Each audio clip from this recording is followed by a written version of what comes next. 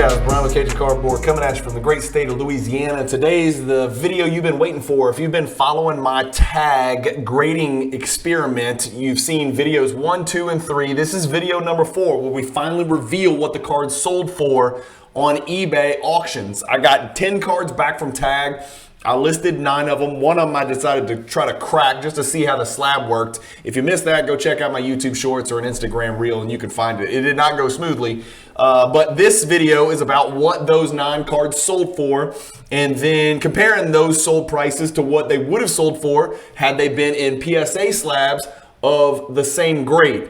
I know it's not exactly apples and apples comparing a tag 9 to a PSA 9 or a tag 10 to a PSA 8, 9, 10, whatever. You know, there's different standards and categories, and tag's got the 1,000-point grading scale, and maybe that factored in.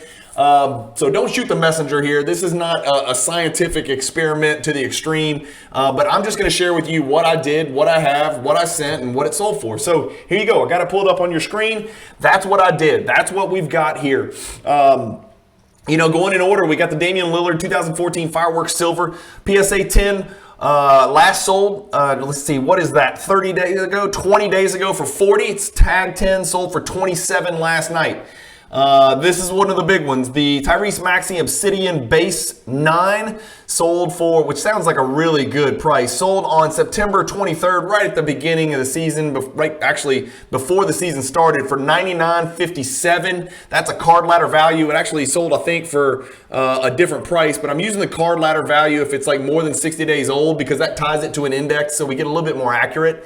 The tag sold for $15.50. That's terrible. The Cade Cunningham Hoops Purple Parallel. This one you got to be careful on. There was 2 sales. I had them pulled up on Card Ladder. At first, it was a horrific glaring discrepancy, and I actually stopped the video and recalculated it because I think it was an anomaly, an aberration. I don't think it was a real sale. The actual sale price you want to use is not the last PSA 10, but the one right before that, where it sold for like maybe $59, $60, something like that. The card ladder value of the PSA 10 of the card that sold on October 9th is actually $37. The tag 10 that I just sold last night sold for $15.50. Terrible. Again, in defense of tag and in defense of this particular auction, I should note that my card ended last night, which was Saturday, November 19th. I think they announced that Cade might be out for the season with shin fractures. At the very least, he's out indefinitely with shin fractures, I think on Friday. So bad timing on that. The next card is the Evan Mobley Astro Parallel. PSA 9 would have sold for 11 or $10.50. The tag sold for 10, so wasn't what there. Not too big of a disparity there, and that's a recent PSA 9 comp. Not a huge card. Again, I didn't send a lot of sexy stuff. I didn't want to waste too much money. Ended up, costing me about $750 to do this experiment in lost revenue and grading costs with tag. The Magic Johnsons, I sent 2 of them, and I listed 2 of them. I got a Prism Silver Variation PSA 10. That PSA 10 recently sold, almost exactly 32 days ago, sold for $65. My tag 10 sold for $18. That's not okay. The Magic Johnson Blue Mojo, the tag sold for $10 in an 8.5 tag slab. A raw card recently sold for $18 10 days ago. That's not good. And Anthony Simons, this is really the biggest disparity. I did not find another PSA 9 that sold recently enough to compare it, so I used a very recent, 13 days ago, a BGS 9.5 with no subgrades, which brings the value way down. Purple Fast Break, serial number to 75, Simons PSA 9. The BGS 9.5 sold for $202. The tag 9 sold for $76. So barely 1/3 of the value there, or a little bit less than 1/3, or a little bit more than 1/3 of the value there. The Darius Garland Courtside Red Wave, I didn't find another a PSA 8 out there. I had a tag 8. That tag 8 sold last night for $50. A raw sold a couple months ago for $66. Hard to compare those two. That's really apples and oranges, And then lastly, a Kevin Porter Jr. is just kind of a throwaway. So it sold for $12.60. 16. The last comp that was even close, and that was a tag 10. The last comp that was even close was actually an SGC 10, which the card ladder value says on that is now $5.52. So apparently the Kevin Porter Jr. second year Prism Orange Wave market is not hot right now. I guess that's what you can glean from that. But if you look down here at the bottom of your screen, here's the two columns comparing what I expected a normal card to sell for in a PSA slab. Again, we had one BGS, we had one SGC 10, we had one raw we had to use. And then this column here obviously is what the tag card sold for right there. Here's the two answers down here. Had they been in PSA slabs, they probably would have sold for somewhere around $545. In the tag slab, they sold for less than half. Again, that's a problem. So that's the bad. What's the good? The good is I like tag. If you watch videos 1, 2, and 3, if you haven't, go back and watch them because there's more to it than the secondary market. Again, we'll talk about that too because that's a really big part of this. That's a big part of the analysis of what grading company you use is what do the cards sell for in the slabs, especially if you're an investor. If you're a collector and you just want your card to be in whatever slab gives you comfort as far as what the grade is, the authenticity, and what looks the best, tag is right there. I mean, they are right there with everybody else. But if you're looking to move cards, flip them, hold for a year, sell them, hold for 4 months, sell them, or just buy raw, grade, and then flip. If you're in that game, tag ain't the place for you yet. Will it be there one day? I don't know. I'm just like you. I'm an interested observer waiting from the sideline to see what happens. But how to order the submission kit, how to navigate the website, tag gets an A+ from me. How to examine the submission, we examined the submission kit. We looked at it, the quality, the texture, the contents, the directions, the digestibility of the process, how quickly they got me back the grading kit after I requested it on the website and paid. A+, A++. The grade reveal part of it, the fact that the slabs come back, they're beautiful slabs.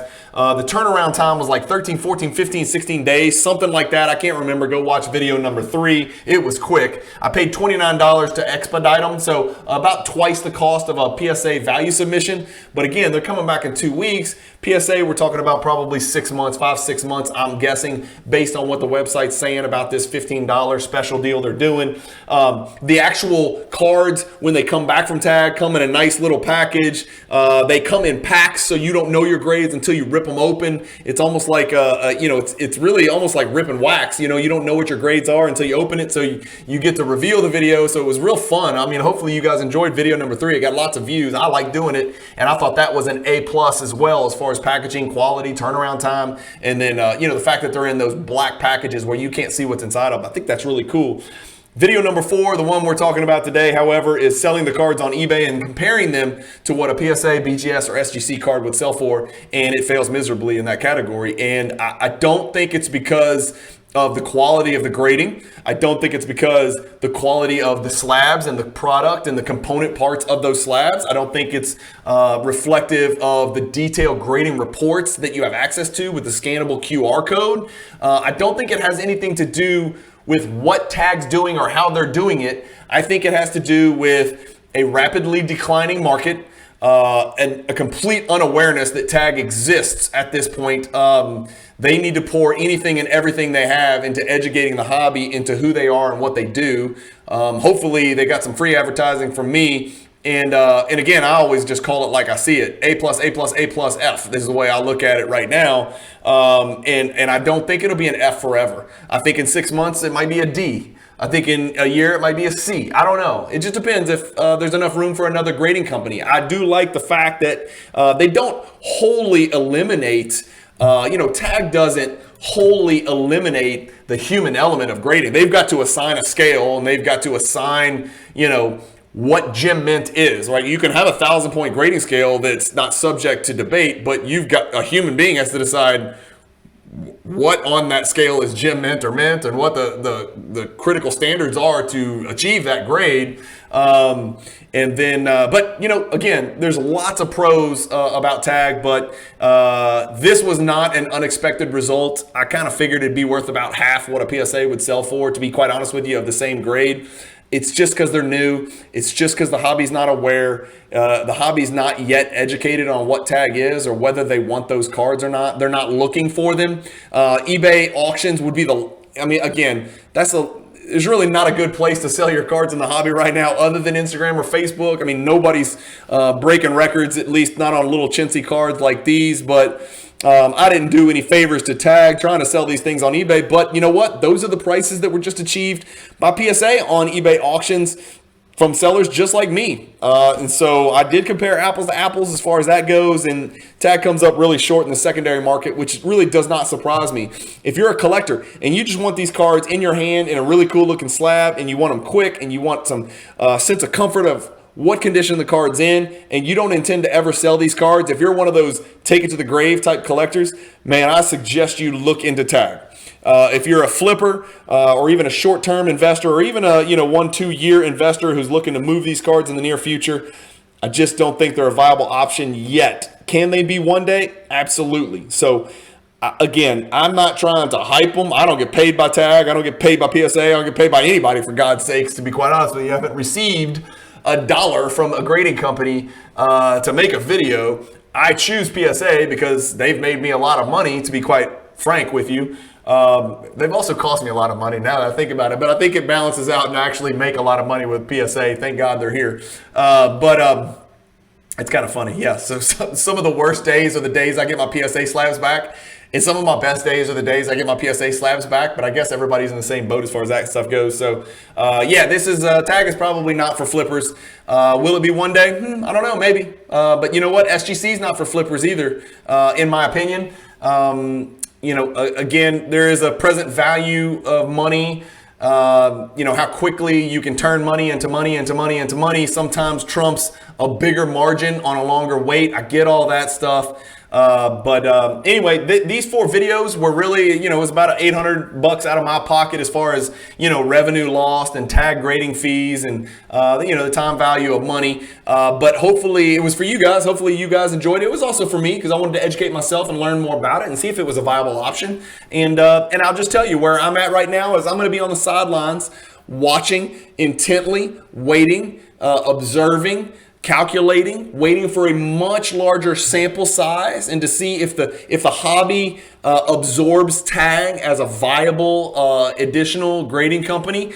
So that's where I'm at. Let me know what you think. I know I've done 3 videos already. I got some extremely pro Tag comments. I got some extremely anti-Tag comments, but that's to be expected because if I'd have done a PSA video, I'd have got the same thing. If I'd have done a PWCC video, I'd have got the same thing. If I'd have done a golden video, I'd have got the same thing. Everybody's got an opinion from one extreme to the other, and most people fall somewhere in between. So I want to know in the comments what you guys think about these 4 videos, about the grades I got back, about everything about Tag, the process start to finish, and then let me know what you think about this last video about those about those price discrepancies.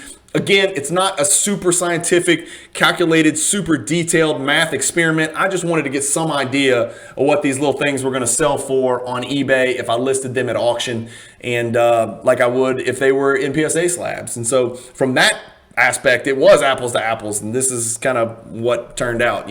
About a $300 difference. About $545 is around what PSA would have sold for. $235 is about what Tag sold for. That's just too big a disparity for me right now. And again, there is some potential for variation between either price, up or down, Tag or PSA. So anyway, thank you guys for watching. Keep collecting, stay positive in the hobby, and peace.